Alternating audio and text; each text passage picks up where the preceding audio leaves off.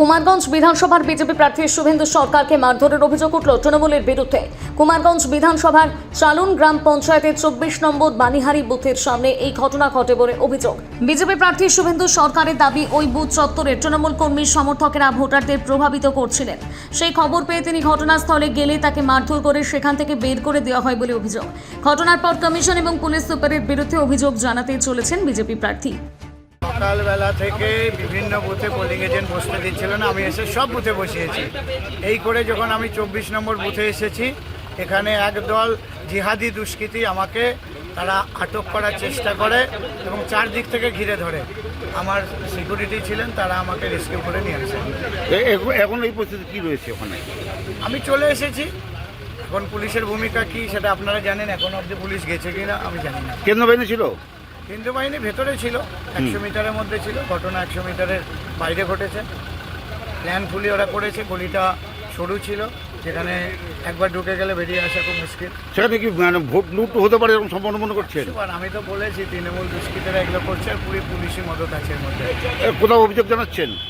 আমি সেন্ট্রাল টিমে জানিয়েছি, যারা যারা নির্বাচন কমিশনে আমি অভিযোগ জানিয়েছি।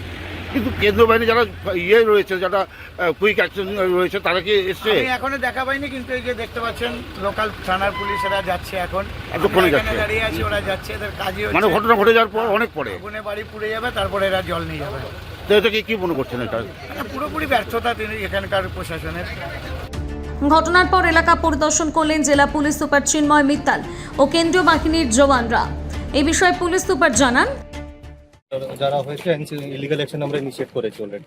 কিন্তু এখানে ফোর্স কোথায় ছিল? মানে এত লোক জটলা হচ্ছে বিভিন্ন জায়গায়, আমরা দেখছি। এখানে হয়নি, বাইরের দিকে হয়েছে, আমরা দেখছি। কিন্তু আমরা ভিডিওতে যে ব্যক্তিকে দেখতে পাচ্ছি তাকে কি আইডেন্টিফাই করা গেছে? আইডেন্টিফাই হয়েছে, ওদেরকে আমরা রেড করে অ্যারেস্ট করছি। এই অ্যারেস্ট হয়েছে স্যার? হবে করছে, রেড কন্টিনিউয়াসলি রেড চলছে। আপনারা কি ওই ব্যক্তিকে চিহ্নিত করতে পেরেছেন? হ্যাঁ, ওই ব্যক্তিকে চিহ্নিত, একাধিক ব্যক্তি ছিল কিন্তু করছে, একাধিক ব্যক্তিকে চিহ্নিত করা গেছে।